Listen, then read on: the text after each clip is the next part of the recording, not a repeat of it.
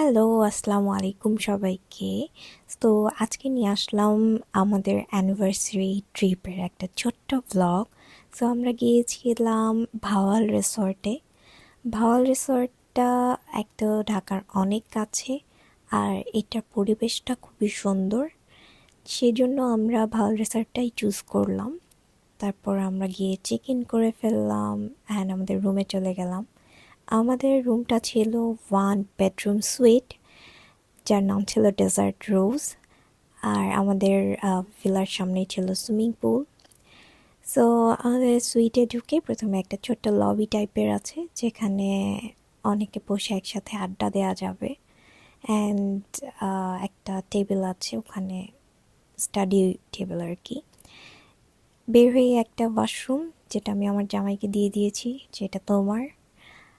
আর তারপর এই যে আমরা আমাদের সুইটে ঢুকছি, এই যে ঢুকে একটা স্পেস।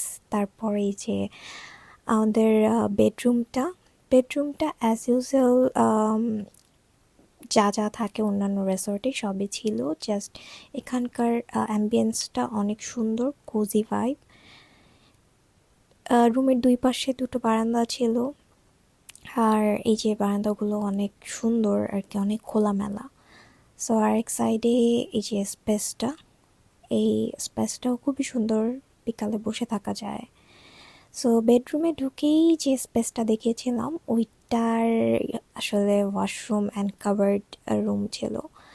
সো এই যে আমাদের ওয়াশরুমে একটা মিনি বেবি সাইজের পুল ছিল, এটা পুলই বলবো আমি।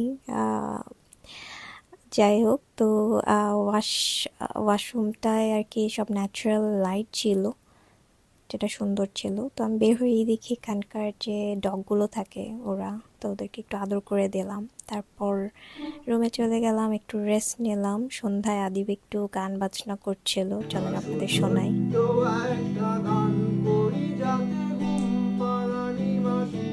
এসে পাশে বসে হাত খানা দিবে কপাল ধরে, আছি আমি পাশে। ওর গান শুনতে আমার সবসময় ভালো লাগে। তারপর চলে গেলাম